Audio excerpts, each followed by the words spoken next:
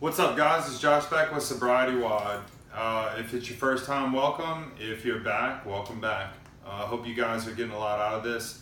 I know that I've been having a great time with my group here in Lafayette, Louisiana, and hopefully y'all are kind of getting to know each other and kind of experiencing this thing together, and it's helping you facilitate your recovery, helping you make some bonds within the gym.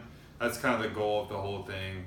Today's lesson is about core stabilization, and for the second video I'm actually going to do a little bit of demonstration, so I don't have to back the camera up. It's kind of dark in here and it's been raining all day, and I don't have my cameraman, so we're trying to make do.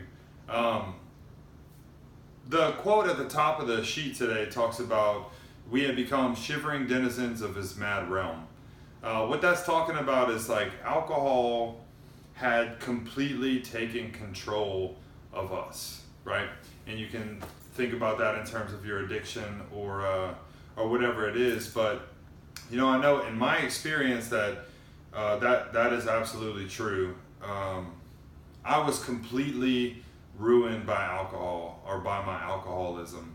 You know, it started off with like these little things that I said I would never do. You know, I would never lie, and now I'm lying, either drunk or in order to get drunk or about being drunk. But it wasn't that big a deal, and then eventually it moved into some, you know, being shady about my hours at work or not showing up on time, and ultimately it broke me down more and more and more, and I was doing more and more things that I would have never done, or that I don't think I would have ever done had I been sane or sober. And initially, you know, I kind of used that as an excuse. It was like, oh, I was drunk. You know, it doesn't count. Like, it doesn't count, I was drunk. And I kind of used that to justify the guilt. I kind of used that to downplay the guilt. But eventually, I was always drunk. And, you know, who you are is what you do. And if what you're doing all the time is the intoxicated version of you, eventually there is no other you. That's all the you there is. And so you've actually become that new character, whether it's from an outside influence or from your own decisions, which ultimately it is.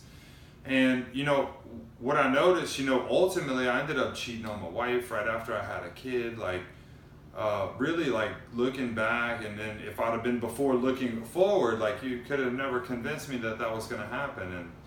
And you know, it eroded me down to like the very core, my very core values, like things that I, you know, believed, or things that I didn't believe, things that I said I would never do, things that I said I would always do. It eventually touched me there. It started with kind of the outskirts relationships, and then eventually it just took me down all the way to the inside of me. So I want you guys, for the discussion portion, and just kind of dig into, you know, maybe how your disease or how your addiction eroded you all the way down to your core, all the way down to your inside beliefs about yourself, about reality, about who you are, about right and wrong, and how that kind of played a role in your addiction experience, you know. So you guys have a good discussion, and then we'll be right back and pull it into the workout portion.